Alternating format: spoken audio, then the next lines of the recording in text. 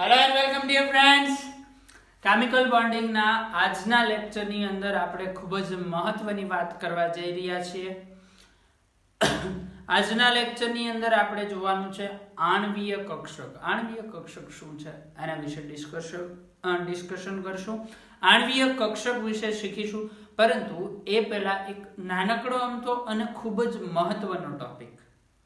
નાનકડો અમથો તો છે પરંતુ ખૂબ જ મહત્વનો ટોપિક છે એવો જોવાનું છે આપણે. ચુંબકીય ગુણધર્મ.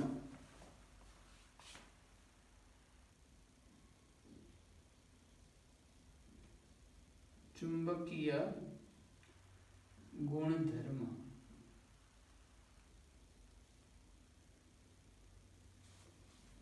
ચુંબકીય ગુણધર્મ કોઈ પણ કેમિકલ કમ્પાઉન્ડ માટે, રાસાયણિક પદાર્થ માટે ખૂબ જ મહત્વ ધરાવતો ગુણધર્મ છે. ચુંબકીય ગુણધર્મ આમ જોવા જાવ તો 5 પ્રકારના હોય છે. એની અંદર આવે છે ફેરોમેગ્નેટિક, ડાયામેગ્નેટિક, પેરામેગ્નેટિક, એન્ટીફેરોમેગ્નેટિક, ફેરીમેગ્નેટિક, એવા અલગ અલગ ટાઈપના આવે છે. પરંતુ એમાંથી બે જે પ્રકાર છે, પેરામેગ્નેટિક અને ડાયામેગ્નેટિક, આપણા માટે ખૂબ જ મહત્વ ધરાવતા ગુણધર્મ છે. એટલે અત્યારે તો આપણે ખાલી એ બે જ વિશે અભ્યાસ કરીશું. એક છે પેરામેગ્નેટિક એટલે કે અનુચુંબકીય, બીજો છે ડાયામેગ્નેટિક એટલે કે પ્રતિચુંબકીય. તો આ ચુંબકીય ગુણધર્મ આપણે બે ચુંબકીય ગુણધર્મ જોશું. પહેલું જોવાનું છે અનુચુંબકીય અને સેકન્ડ જોવાનું છે પ્રતિચુંબકીય.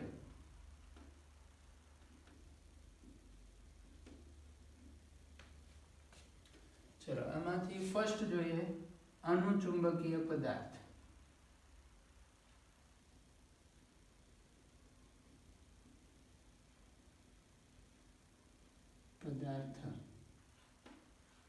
અનુચુંબકીય પદાર્થ કોને કહેવાય?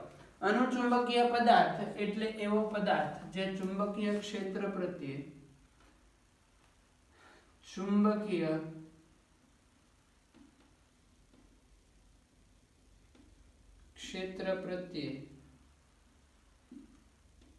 નિર્બળ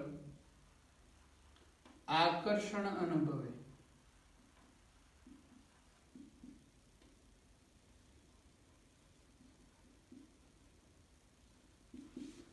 જે ચુંબકીય ક્ષેત્ર પ્રત્યે શું કરશે? નિર્બળ આકર્ષણ અનુભવશે. ચુંબકીય ક્ષેત્ર જેમ વિદ્યુતનું ક્ષેત્ર હોય છે એમ ચુંબકીય ક્ષેત્ર આવે. આઈ થિંક તમે લોઅર સ્ટાન્ડર્ડ ની અંદર ભણેલા છો. આ એક ચુંબકીય ક્ષેત્ર, આ એક ચુંબક છે તો આનું ચુંબકીય ક્ષેત્ર આ રીતે n માંથી s માં જતું હોય. અને આ જે આપણે રેખાઓ દોરીએ છીએ આને ચુંબકીય ક્ષેત્ર રેખાઓ કહેવાય. આવી રીતે આવેલું હોય આ જે ભાગ એટલે ચુંબકીય ક્ષેત્ર. જો કોઈ પદાર્થ અનુચુંબકીય હોય એને તમે આ વિસ્તારની અંદર મૂકો. માની લો કે આ એક પદાર્થ છે અનુચુંબકીય, અને આ ચુંબકીય ક્ષેત્રમાં મૂકો તો એ ચુંબકીય ક્ષેત્રની દિશામાં આકર્ષાય. મતલબ જે દિશામાં ચુંબકીય ક્ષેત્ર છે એ રીતે ચુંબક તરફ આકર્ષાય. એટલે ચુંબકીય ક્ષેત્ર પ્રત્યે નિર્બળ આકર્ષણ ધરાવતો પદાર્થ, એ પદાર્થને આપણે કહીએ છીએ અનુચુંબકીય પદાર્થ. અનુચુંબકીય પદાર્થ ચુંબકીય ક્ષેત્રની અંદર નિર્બળ આકર્ષાય. એના પાછળનું રીઝન આવું હોય છે. અનુચુંબકીય પદાર્થની અંદર આવી રીતે ઇલેક્ટ્રોન આવેલા હોય છે. આના અલગ અલગ ભાગ હું દોરું છું. આ બધામાં ઇલેક્ટ્રોન આવી રીતે અસ્તવ્યસ્ત ગોઠવાયેલા છે ગમે તે દિશાની અંદર. આ છે ચુંબકીય ક્ષેત્રની ગેરહાજરી.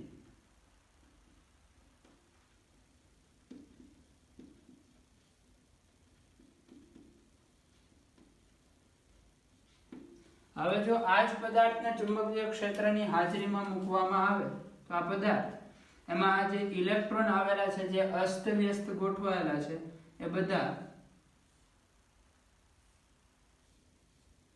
એક જ ડાયરેક્શનમાં ગોઠવાઈ જાય. જે દિશામાં ચુંબકીય ક્ષેત્ર હોય એ જ દિશામાં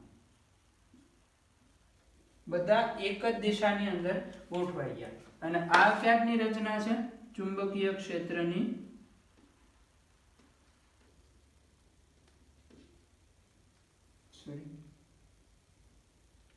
ચુંબકીય ક્ષેત્રની હાજરીમાં, એટલે ચુંબકીય ક્ષેત્રની હાજરીમાં જો આ પદાર્થને મૂકવામાં આવે તો બધા જ ઇલેક્ટ્રોન એક જ ડાયરેક્શનમાં ગોઠવાય અને ચુંબકીય ક્ષેત્ર પ્રત્યે આકર્ષણ અનુભવે છે. આવા પદાર્થને આપણે શું કહીએ છીએ? અનુચુંબકીય પદાર્થ. હવે કોઈ પણ તત્વ હોય એ અનુચુંબકીય છે કે પ્રતિચુંબકીય એ આપણે નક્કી કરવું છે.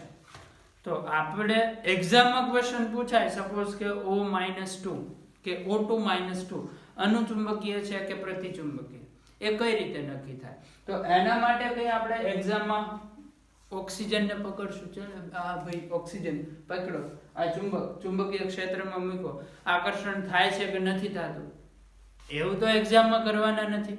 એટલે એક્ઝામ માટે ક્વેશ્ચનમાં પૂછાય કે આ પદાર્થ અનુચુંબકીય છે કે પ્રતિચુંબકીય, તો એ નક્કી કરવા માટે ખૂબ જ ઉપયોગી બનતું સ્ટેટમેન્ટ ધ્યાનથી સમજો. અનુચુંબકીય પદાર્થ કોને કહેવાય? અનુચુંબકીય પદાર્થ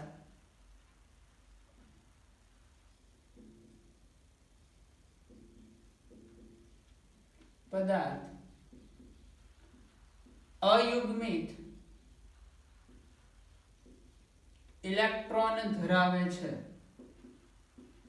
અનુચુંબકીય પદાર્થ શું કરે છે? અયુગ્મિત ઇલેક્ટ્રોન ધરાવે છે. અનુચુંબકીય પદાર્થની અંદર અયુગ્મિત ઇલેક્ટ્રોન હશે. જેમ કે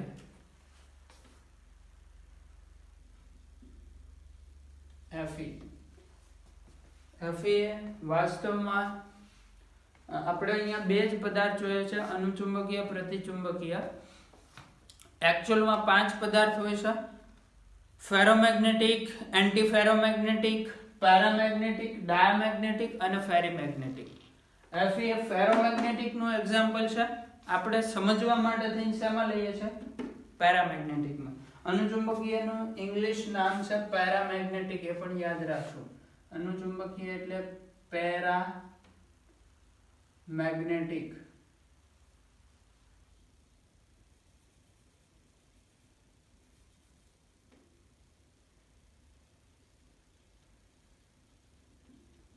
અને પ્રતિચુંબકીય એટલે ડાયામેગ્નેટિક.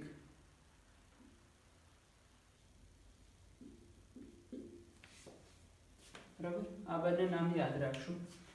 તો Fe છે એ વાસ્તવમાં તો ફેરોમેગ્નેટિક નું એક્ઝામ્પલ છે, છતાં પણ આપણે અહીંયા સમજવા જોઈ શકીએ. ઓકે, Fe ની ઇલેક્ટ્રોન રચના શું છે? R1 કમ્પ્લીટ,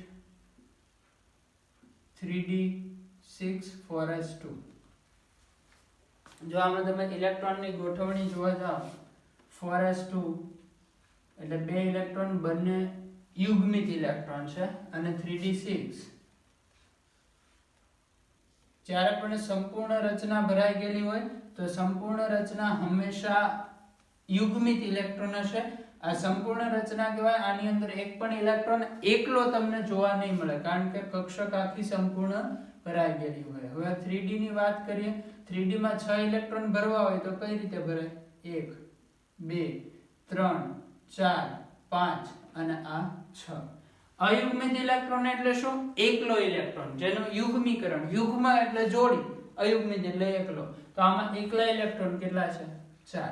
મતલબ આ અનુચુંબકીય હોઈ શકે. વાસ્તવમાં Fe છે ફેરોમેગ્નેટિક નું એક્ઝામ્પલ છે, મેં તમને અગાઉથી કહી દીધેલું છે. આ ખાલી તમને સમજાવવા માટે છે. ઓકે, તો જે પદાર્થની અંદર અયુગ્મિત ઇલેક્ટ્રોન મતલબ એકલો ઇલેક્ટ્રોન હાજર હોય તો એવા પદાર્થને આપણે શું કહીશું? અનુચુંબકીય પદાર્થ. બીજો એકાદો એક્ઝામ્પલ જોઈએ. નાઇટ્રોજન. ચલો, નાઇટ્રોજન ની અંદર ઇલેક્ટ્રોન રચના હિલિયમ કમ્પ્લીટ હશે, પછી 1s2 થઈ ગયું, 2s2 2p3,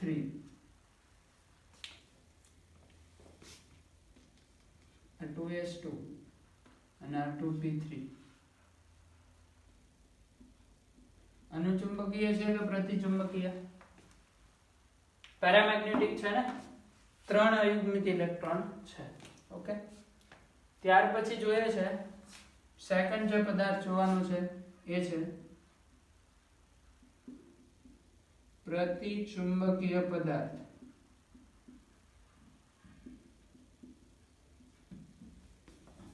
પ્રતિચુંબકીય પદાર્થ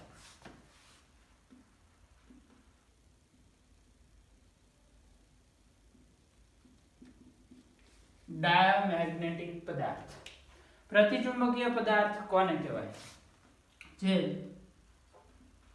ચુંબકીય ક્ષેત્ર પ્રત્યે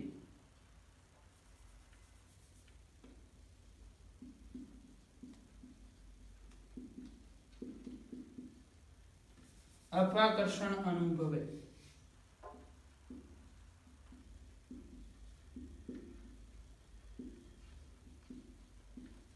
જે શું કરશે ચુંબકીય ક્ષેત્ર પ્રત્યે અપાકર્ષણ અનુભવશે મતલબ પ્રતિચુંબકીય પદાર્થને જો આપણે ચુંબકીય ક્ષેત્રની અંદર મૂકીએ તો એ ચુંબકીય ક્ષેત્રથી અપાકર્ષણ પામશે અને જો ચુંબકીય ક્ષેત્રની ગેરહાજરીમાં તો આ પદાર્થ પણ આવી રીતે જ આવેલો હોય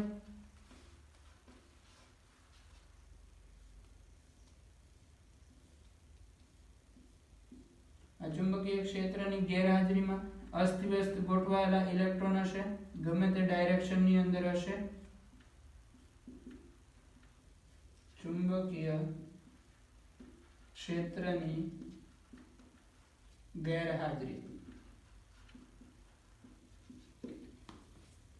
હવે આને ચુંબકીય ક્ષેત્રની હાજરીમાં મૂકો તો આની અંદર કોઈ જ ફેરફાર થવાનો નથી જેમ છે એમનું એમ બધું રહેશે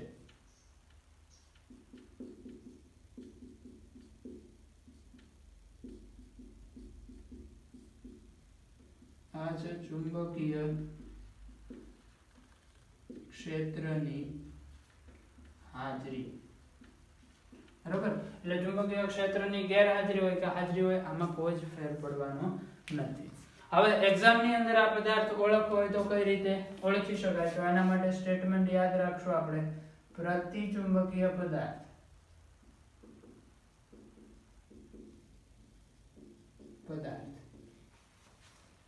પ્રતિચુંબકીય પદાર્થ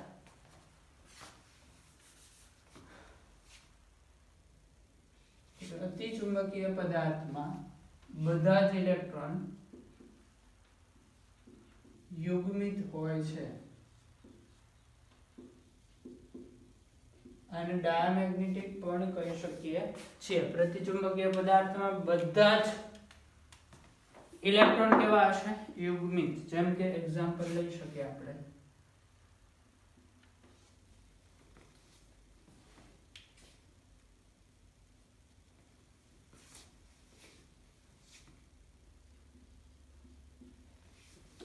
કોપર પ્લસ કઈ કોપર ની ઇલેક્ટ્રોન રચના શું છે Cu ની ઇલેક્ટ્રોન રચના R1 complete 3d 10 4s1 copper +1 એટલે એક ઇલેક્ટ્રોન ક્યાંથી જાય 4s માંથી આમાંથી બનાવીએ છીએ આપણે Cu+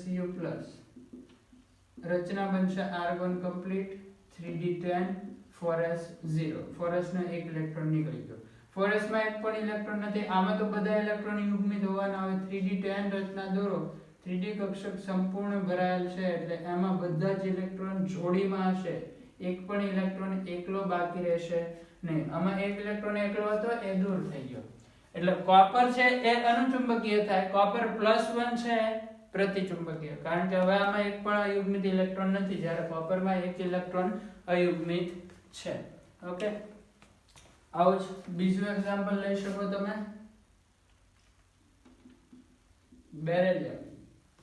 બેરિલિયમ ની ઇલેક્ટ્રોન રચના શું છે બેરિલિયમ 1s2 2s2 1s માં બે ઇલેક્ટ્રોન સંપૂર્ણ ભરાયેલા 2s માં પણ બે ઇલેક્ટ્રોન સંપૂર્ણ ભરાયેલી છે 2s કક્ષક બેરિલિયમમાં ટોટલ 4 ઇલેક્ટ્રોન બધા જ ઇલેક્ટ્રોન યુગ્મિત છે એક પણ અયુગ્મિત ઇલેક્ટ્રોન નથી બેરિલિયમ છે પ્રતિચુંબકીય પદાર્થ છે તો આ રીતે આપણે અનુચુંબકીય અને પ્રતિચુંબકીય પદાર્થ નક્કી કરશું. અનુચુંબકીય પદાર્થ કોને કહીશું?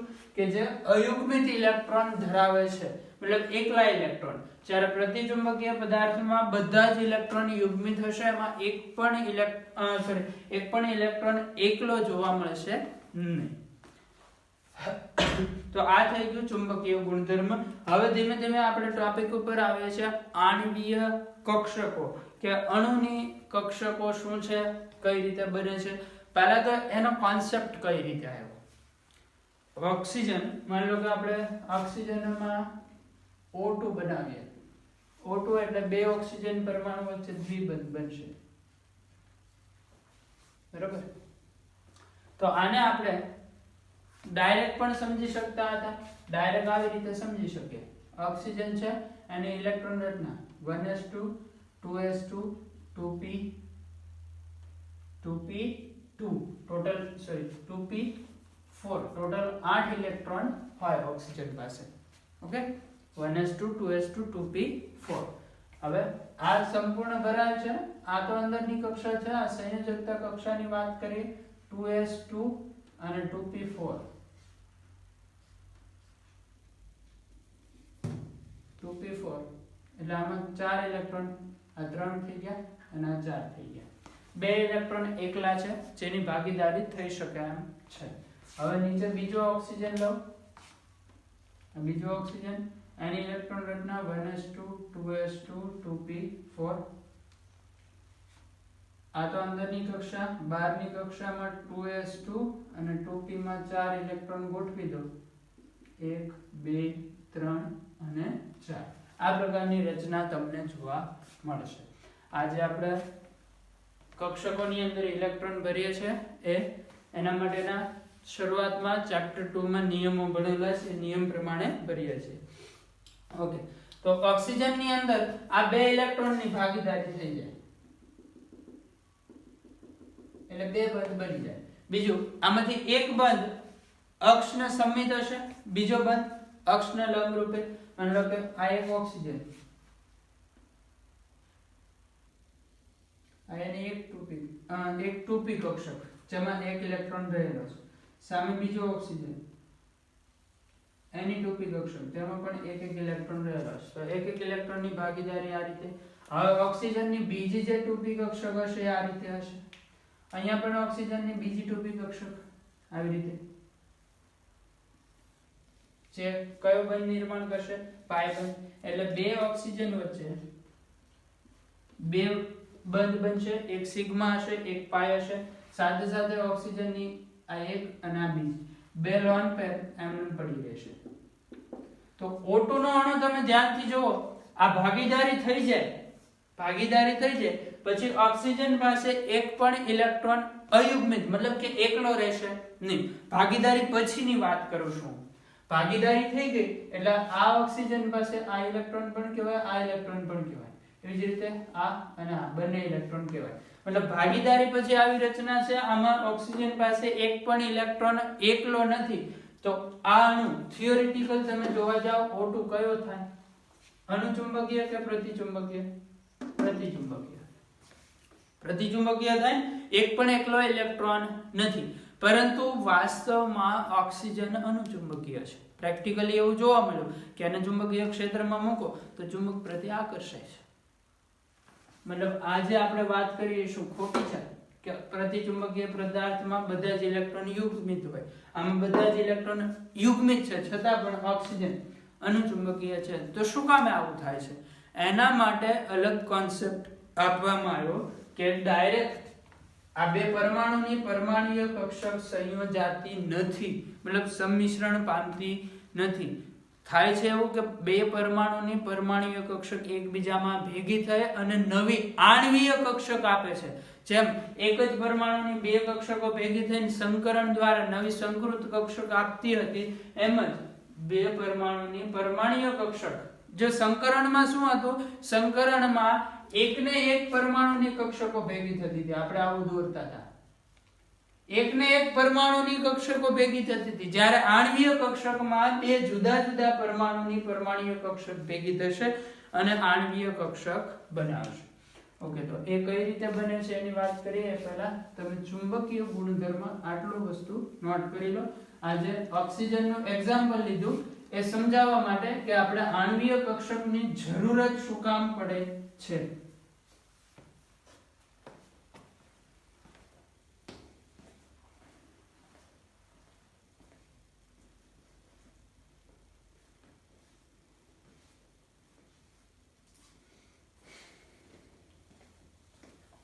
ચલો ત્યાર પછી જોવાનું છે આપણે આણ્વીય કક્ષકો.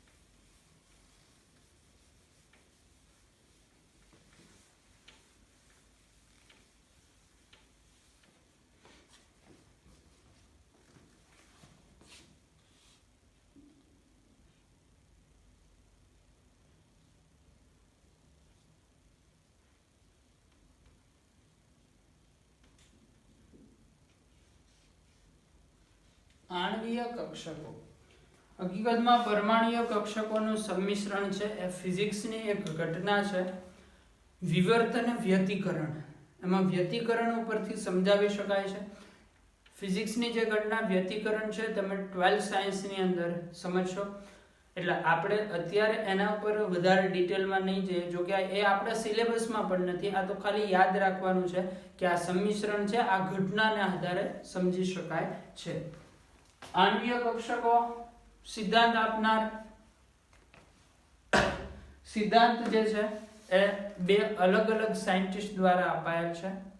આ બંને સાયન્ટિસ્ટે જે આપણે જૂનું ચેપ્ટર 2 ની અંદર ભણી ગયા, એક હાઇઝનબર્ગનો અનિશ્ચિતતાનો સિદ્ધાંત, પછી શ્રોડિંજર સમીકરણ અને દ બ્રોગલીની તરંગલંબાઈ, આ ત્રણ સિદ્ધાંતને મિક્સ કરીને આણ્વીય કક્ષકોનો સિદ્ધાંત આપેલો છે. આણ્વીય કક્ષકો શેના પર આધાર રાખે છે? વ્યતિકરણની ઘટના,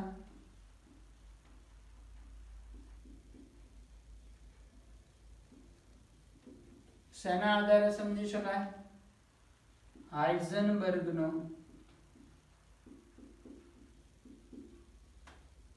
અનિશ્ચિતતાનો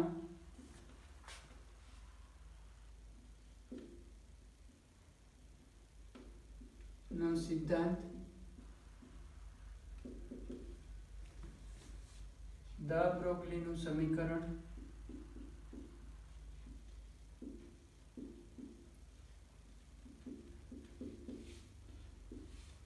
અને શ્રોડિંજર સમીકરણ.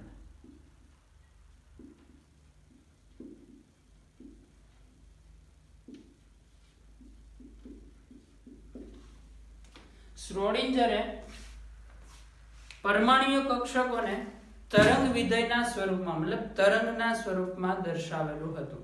શ્રોડિંજર સમીકરણ એ એકચ્યુઅલમાં પરમાણ્વીય કક્ષકોનું વેવ ફોર્મ હતું. એણે એક વિધેય આપ્યું હતું સાઈ સ્ક્વેર, એટલે ઇલેક્ટ્રોન સંભાવ્યતા ઘનતા. સાઈ સ્ક્વેર મહત્તમ, ત્યાં ઇલેક્ટ્રોન મળી આવવાની સંભાવના મહત્તમ. એટલે શ્રોડિંજર સમીકરણ વાસ્તવમાં હતું શું? પરમાણ્વીય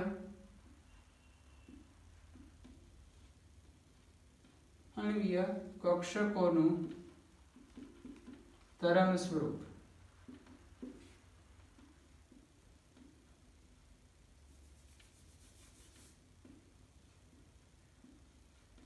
પરમાણ્વીય કક્ષકોનું તરંગ સ્વરૂપ. તો તરંગને વાસ્તવમાં આપણે આવી રીતે દર્શાવતા હોઈએ છીએ.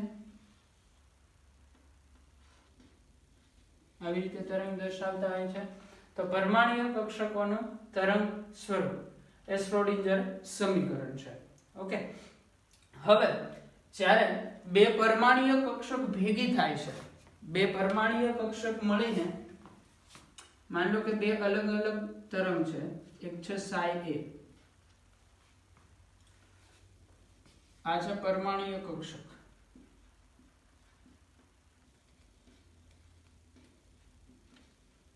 કક્ષક એ.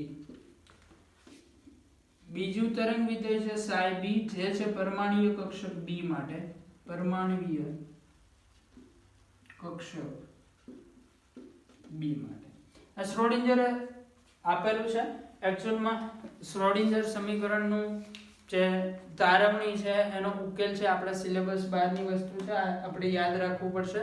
શ્રોડિંજરે એવું કીધું કે આ પરમાણુ A છે એની કક્ષકનું તરંગ વિધેય છે psi a, પરમાણુ B છે એની કક્ષકનું તરંગ વિધેય છે psi b. આપણે એક્ઝામ્પલ લીધેલા છે.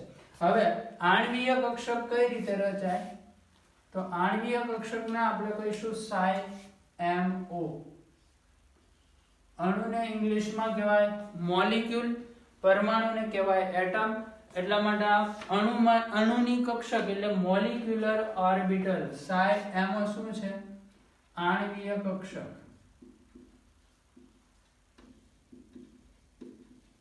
આણ્વીય કક્ષક એ કઈ રીતે રચાશે?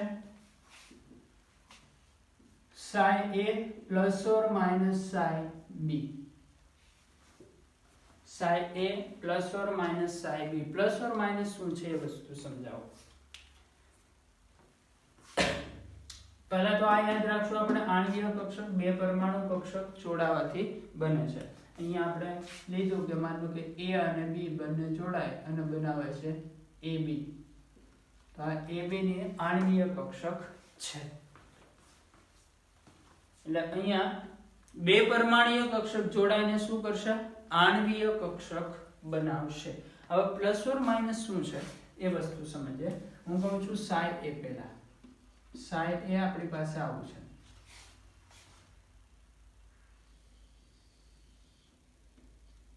આ કંપ વિસ્તાર છે 5 metre.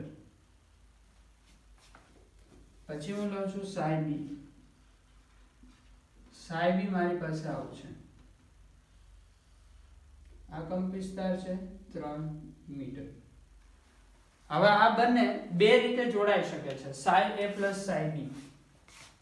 psi a plus psi b બે રીતે થઈ શકે. પહેલી રીત ધન સંમિશ્રણ. ધન સંમિશ્રણ એટલે આ જે છે એમનું એમ જોડાય. મતલબ psi a plus psi b આવી રીતે થાય. આ છે psi a અને આ છે psi b. આ બંને જોડાય તો આમાંથી જે તરંગ બનશે આ હશે psi ab અથવા તો psi mo. અને આ જે અંતર હશે, આનું હતું 5, આના માટે હતું 3, તો આ થાય 5 plus 3 એટલે 8. આ જે સંમિશ્રણ છે આને કહીશું આપણે ધન સંમિશ્રણ.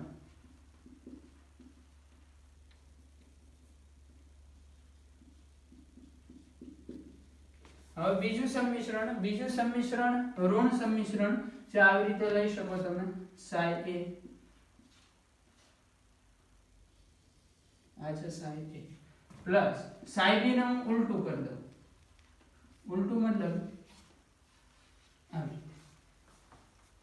હવે તમે ધ્યાનથી આ બંનેને એકબીજા ઉપર મૂકશો. અહીંયા જુઓ, આ બંનેને તમે એકબીજા ઉપર મૂકતા હતા એટલે સ્ટાર્ટિંગ થી અહીંયા જોતા જાઓ, શરૂઆત થી psi b હું અલગ કલર થી psi a અને psi b અલગ કલર થી દર્શાવી દઉં જેથી આઈડિયા આવે. તો આ હતું psi a. આ છે psi a. આની અંદર psi b કઈ રીતે એડ થશે? આવી રીતે. Okay, psi a plus psi b આપણને આવી રીતે મળશે. મતલબ બે એકબીજામાં એડ થશે. હવે આ કેસની અંદર શું થાય છે આ દર્શાવું છું હું psi a.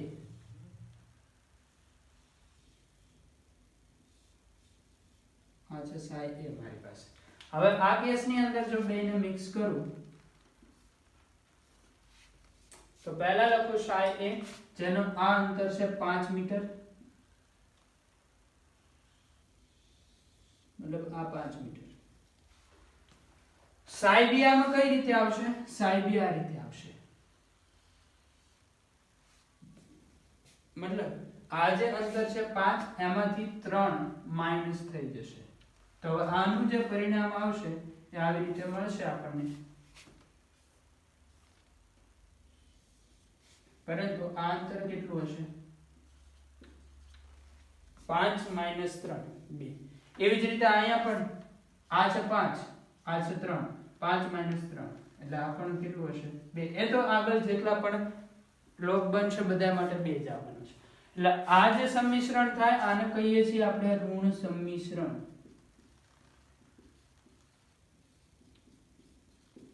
બરાબર. ધન સંમિશ્રણમાં કંપ વિસ્તાર વધે છે, ઋણ સંમિશ્રણમાં કંપ વિસ્તાર ઘટે છે. તો બે પ્રકારના સંમિશ્રણ એટલે જ્યારે પણ પરમાણ્વીય કક્ષકો જોડાશે, બે પ્રકારના સંમિશ્રણ થઈ અને બે અલગ અલગ આણ્વીય કક્ષક બનશે. એકને આપણે કહીએ છીએ બંધ કારક આણ્વીય કક્ષક, એકને બીજાને કહીશું બંધ પ્રતિકારક આણ્વીય કક્ષક.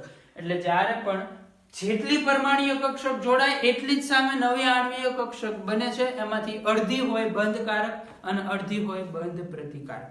કારણ કે અડધી આણ્વીય કક્ષક ધન સંમિશ્રણથી બનશે, જ્યારે અડધી આણ્વીય કક્ષક ઋણ સંમિશ્રણથી બનશે. ઓકે, આ બંનેને એડ કરો, એકબીજા ઉપર મૂકો. આ 5 હતો, એમાંથી 3 માઈનસમાં વહી ગયું એટલે આન્સર આવશે 2. તો આ રીતે ધન અને ઋણ સંમિશ્રણ હોય છે. ધન સંમિશ્રણથી બંધ કારક કક્ષકો બનશે, ઋણ સંમિશ્રણથી બંધ પ્રતિકારક કક્ષકો બનશે. આ વસ્તુ નોટ કરો. બે અલગ અલગ પ્રકારના સંમિશ્રણ છે. ત્યારબાદ આગળ જોઈએ આપણે.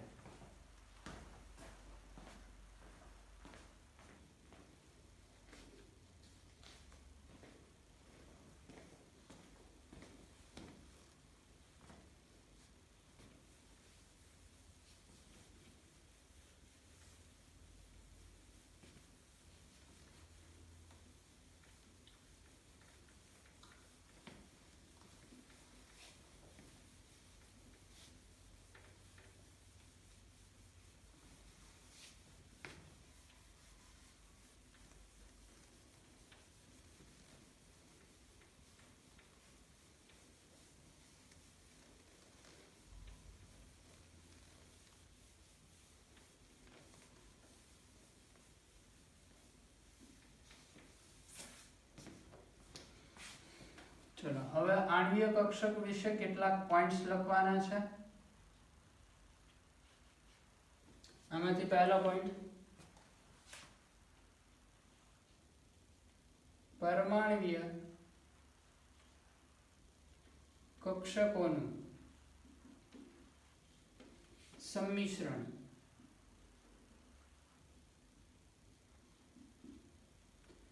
બે રીતે થઈ શકે. તો એવું લખીએ આપણે આખો પોઈન્ટ, બે રીતે થઈ અને બે પ્રકારની આણ્વીય કક્ષકો બને છે.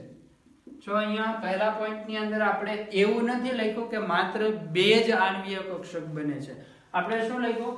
બે પ્રકારની આણ્વીય કક્ષક બનશે. હવે જો આણ્વીય કક્ષક કેટલી બનશે ટોટલ? તો જેટલી પરમાણ્વીય કક્ષક જોડાશે એટલી જ આણ્વીય કક્ષક બનશે. સપોઝ કે 4 પરમાણ્વીય કક્ષક જોડાય તો સામે 4 આણ્વીય કક્ષક બને. એમાંથી 2 બંધકારક હોય અને બીજી 2 બંધ પ્રતિકારક હોય. એટલે આની અંદર જો ધન સંમિશ્રણ થાય, ધન સંમિશ્રણ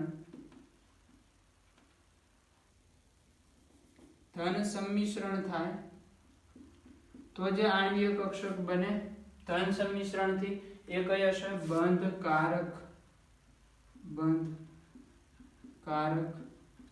કક્ષક. અને બીજું સંમિશ્રણ ઋણ સંમિશ્રણ, એનાથી જે આણ્વીય કક્ષક હશે એ હશે બંધ પ્રતિકારક કક્ષક. બીજું બંધકારક અને બંધ પ્રતિકારક માટે યાદ રાખવાનું છે, બંધકારક કક્ષકની કક્ષકની સ્થાયીતા બંધ પ્રતિકારક કરતા, પહેલા લખીએ આપણે ઊર્જા, સ્થાયીતા પછી લખશું. બંધકારક કક્ષકની ઊર્જા બંધ પ્રતિકારક કક્ષક કરતા ઓછી હોય છે.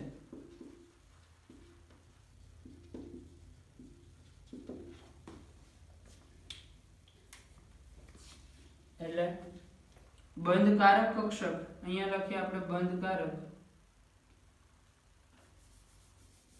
પહેલા લખીએ ઊર્જા માટે. ઊર્જા માટે શું આવશે? બંધકારક અને બંધ પ્રતિકારક, બેમાંથી કોની ઊર્જા ઓછી છે? બંધકારકની. એટલે આ છે બંધકારક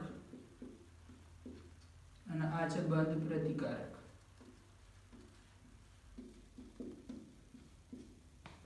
બેમાંથી ઊર્જા કોની વધારે હોય? બંધ પ્રતિકારકની.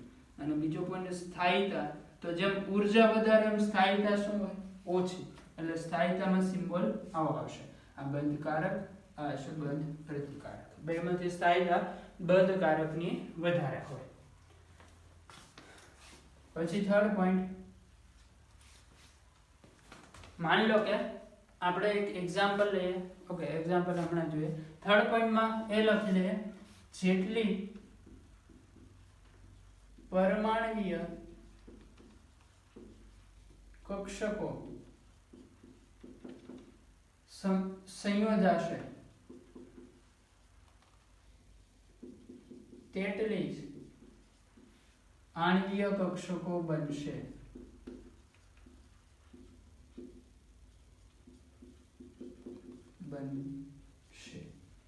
ઓકે, તો આણ્વીય કક્ષકોના સંમિશ્રણથી, પરમાણ્વીય કક્ષકોના સંમિશ્રણથી આણ્વીય કક્ષક બને.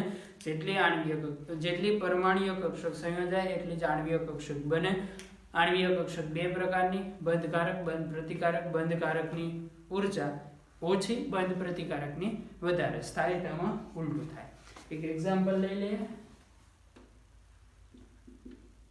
અહીંયા લઉં છું, આ તરફ ઊર્જા વધતી હશે, જેમ ઉપર જશો એમ ઊર્જા વધશે. અહીંયા લઉં છું એક હાઇડ્રોજન પરમાણુ. હાઇડ્રોજન પરમાણુની છે 1s કક્ષક, 1s કક્ષક સિગ્મા. અને આ જે બીજો હાઇડ્રોજન પરમાણુ, એની પણ 1s કક્ષક, એમાં ઇલેક્ટ્રોન રચના હોય 1s1. માની લો કે આ બંનેનું સંમિશ્રણ કરાવો, આ બંને ભેગી થાય. આ બંને ભેગી થાય એટલે આણ્વીય કક્ષક બનાવશે. આણ્વીય કક્ષકમાં બે પ્રકારની કક્ષક બનશે. એક હશે બંધકારક અને બીજી હશે બંધ પ્રતિકારક. જ્યારે બે હાઇડ્રોજન પરમાણુ જોડાય ત્યારે એમની વચ્ચે બને છે સિગ્મા બંધ. કયો બંધ? સિગ્મા. એટલે બે કક્ષક, આ એક છે બંધકારક, ઉપરની છે બંધ પ્રતિકારક. આ કઈ કક્ષક છે? બંધકારક. અને આ છે બંધ પ્રતિકારક.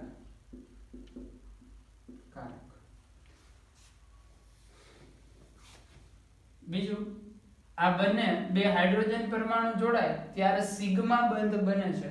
તો આ કક્ષકને આપણે દર્શાવશું સિગ્મા 1s અને આ કક્ષકને દર્શાવશું સિગ્મા સ્ટાર 1s.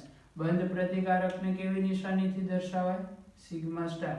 જરૂર નથી સિગ્મા સ્ટાર 1s જ હોય. માની લો કે બે 2s કક્ષક સંયોજાય અને સિગ્મા બંધ બનાવતી હોય તો કહેવાય સિગ્મા 2s. એમાં પણ બે સિગ્મા 2s અને સિગ્મા સ્ટાર 2s, મતલબ બંધકારક, બંધ પ્રતિકારક. બે 2p કક્ષક સંયોજાય અને પાઈ બંધ બનાવતી હોય તો એવી કક્ષકો પાઈ 2p, પાઈ સ્ટાર 2p, એવી પણ કક્ષકો આવશે. આગળ ઉપર જોશું. અત્યારે આટલું યાદ રાખવાનું, sigma 1s, sigma star 1s. Star મતલબ બંધ પ્રતિકારક. બીજું, આ એક સ્ટેટમેન્ટ ખૂબ જ ઉપયોગી છે. આણ્વીય કક્ષકો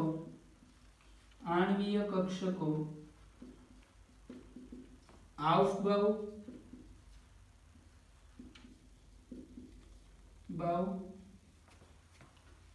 Hund અને પૌલીના નિયમનું પાલન કરે છે. આણ્વીય કક્ષકો હાવભાવ, હુન્ડ અને પોલીના નિયમનું પાલન કરે છે. આ સ્ટેટમેન્ટ આપણને શું સમજાવે છે? H2 અણુ આ બની ગયો H2 અણુ, આ બે હાઇડ્રોજન પરમાણુ હતા, આ H2 અણુ છે. હવે આ H2 અણુની બે કક્ષકો, એક sigma 1s sigma star 1s, આ બે કઈ રીતે મળી? આ બે કક્ષકો ભેગી થઈ. હવે સિગ્મા 1s અને સિગ્મા સ્ટાર 1s ઉપર જવાની ઊર્જા વધે છે. સિગ્મા 1s ને સિગ્મા સ્ટાર 1s બેમાંથી ઊર્જા કોની વધારે? સિગ્મા સ્ટાર 1s ની, અને આની ઓછી. તો હવે આની અંદર આપણે ટોટલ 2 ઇલેક્ટ્રોન ગોઠવવાના છે. એક ઇલેક્ટ્રોન આનો, એક ઇલેક્ટ્રોન આનો. તો આ 2 ઇલેક્ટ્રોન કઈ રીતે ગોઠવશું? હાવભાવ, હુન્ડ અને પોલીના નિયમનું પાલન કરીને જ.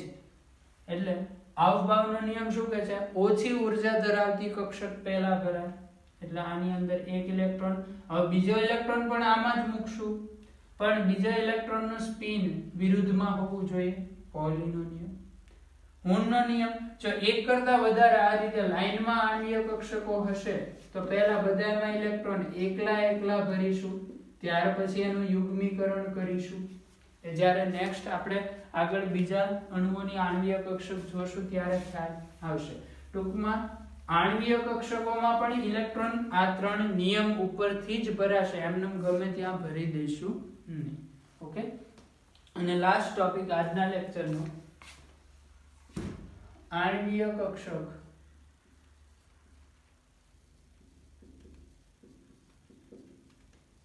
બનવાની શરતો, કે ક્યારે આણ્વીય કક્ષક બનશે. તો આની અંદર પહેલી શરત, સંમિશ્રણ પામતી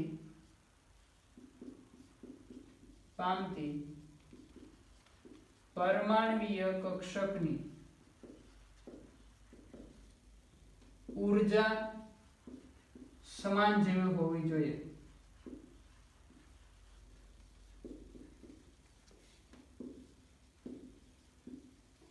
જે બે કક્ષકોનું સંમિશ્રણ થવાનું છે એની ઊર્જા સમાન જેવી હોવી જોઈએ. જેમ કે બે 1s નું સંમિશ્રણ તો કે થાય, કેમ કે ઊર્જા સમાન છે. એક 1s એક 2s સંમિશ્રણ પોસિબલ છે કારણ કે ઊર્જા સમાન જેવી છે. પરંતુ એક 1s અને બીજી 6s સંમિશ્રણ નહીં થાય કારણ કે ઊર્જામાં ઘણો બધો મોટો ડિફરન્સ આવી જાય છે. ચલો બીજી શરત, અક્ષને અનુરૂપ સમમિતિ સમાન હોવી જોઈએ.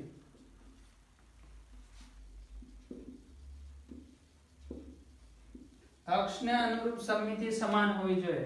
ધેટ મીન્સ જો એક કક્ષક, આ એક અક્ષ છે, એક કક્ષક આમ છે તો બીજી કક્ષક પણ આમ જ હોવી જોઈએ. આ કેસમાં સંમિશ્રણ થાય. આ એક અક્ષ છે, અક્ષને લંબ એક કક્ષક છે, બીજી કક્ષક પણ લંબ હોય તો સંમિશ્રણ થાય. આ તો તમે ભણી પણ ગયેલા છો.